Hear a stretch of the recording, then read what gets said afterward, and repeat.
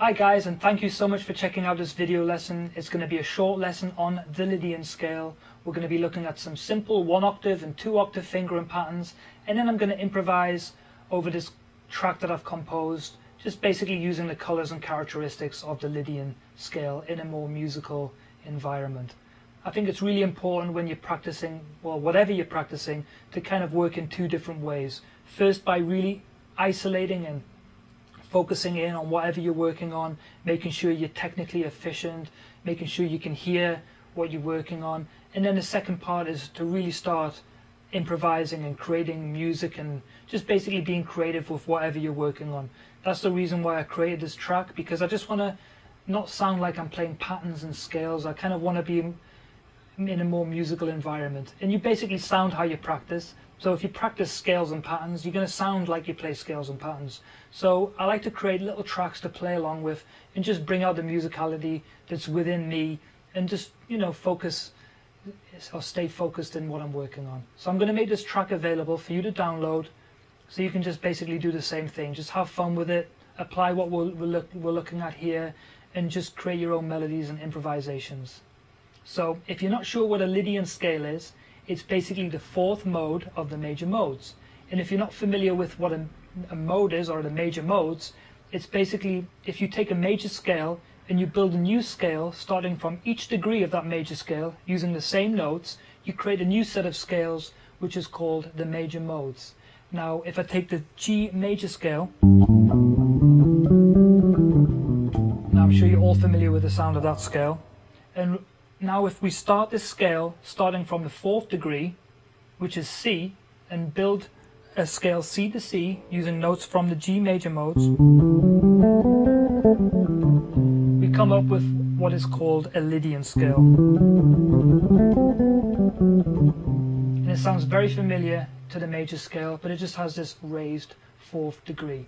And this scale sounds really beautiful when you're playing along with a related major chord. So I'm now going to play you a C major 7 chord, and then I'm just going to play the C Lydian scale so you can kind of hear the colour and characteristic, and it's a really beautiful scale.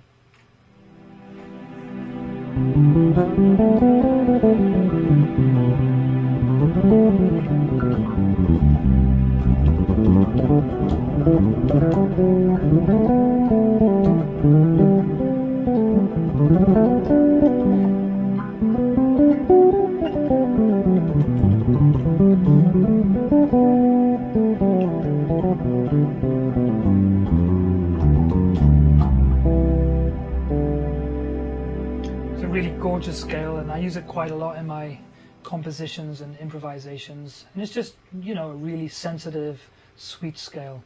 So I'm now going to show you a couple of 1 octave fingering patterns, the first being probably the most commonly used one. We're going to start on the 8th fret of the E string. I'm going to demonstrate on this Tony Gray signature bass by Federa, really beautiful bass, and like I said, it's probably the most commonly used fingering pattern. 8th fret of the E string with the 2nd finger in position 2-4, that's the fingers I'm using, and then on the A string again in position 1-3-4, and then D string again 1-3-4. So E string 2-4, A string 1-3-4, D string 1-3-4. The same descending, 4-3-1 on the D string, 4-3-1 on the A string, and then 4-2 on the E string. You can start this scale from any C on the neck. Just use the same fingering pattern, and you'll play the same scale. Now the second fingering pattern I'm going to show you is again starting on the 8th fret of the E string, but this time I'm going to start with the 4th finger. So 4, then in position on the A string, 1, then 4 for that E.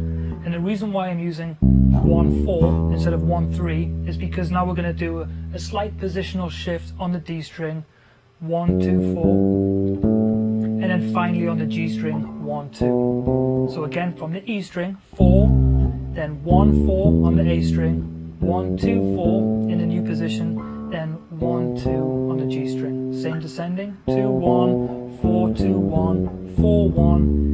So you can get that C with the 4th finger where we started. Now the reason why I'm showing you that less commonly used fingering pattern is I just want to introduce you to a slight positional shift, but by staying economically sound within the instrument. Now I'm going to show you a 2-octave fingering pattern. There's different ones you can use, but I'm just going to show you one here. So start on the 8th fret of the E string again, 2, 4, then A string 1, 3, 4 in position. Now from here, on the 10th fret of the A string with the 4th finger, I want you to jump up to the 1st finger on the 12th fret of the A string. So that's 4, 10th fret of the A string to 1, 12th fret of the A string. Now you should really isolate that position shift just so you get fluent and comfortable with it, because it's going to be really important when you start improvising and coming up with different ideas to be able to fluently move within a few octaves and not just kind of isolate yourself to one area of the neck. So from the top, 2, 4 on the E string, 1, 3, 4, A string, then positional shift up 2 frets from the 4th finger to the 1st finger, 1, 3, 4. Now moving up to the D string in position, 1 on the 12th fret. Now I want you to move up again 2 frets with the 1st finger, so it's 1, 1, then 3, 4, and then finally 1, 3, 4 in position. So there's a couple of different position shifts here, so work on the scale very slowly so you can kind of get comfortable with that. So it's 2, 4, E string, 1, 3, 4, A string, 1, 3, 4 again on the A string, then 1, 1 on the D string, then 3, 4, 1, 3, 4.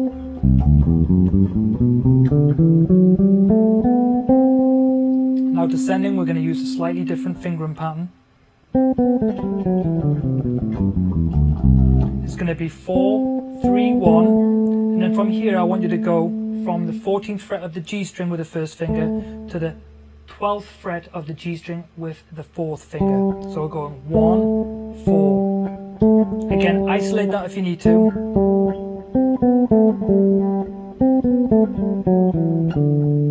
And then we're going to do a little shift here. So it's 4, 3, 1, 4, 3, 1 on the G string, then 4, 4 on the D string, and then we're just going to finish the scale in this position. 4, 3, 1, 4, 3, 1 on the A string, and then 2, 4 on the E string. So from the G string, 4, 3, 1, again on the G string, 4, 3, 1, D string, 4, 4, 3, 1, 4, 3, 1, 4, 2.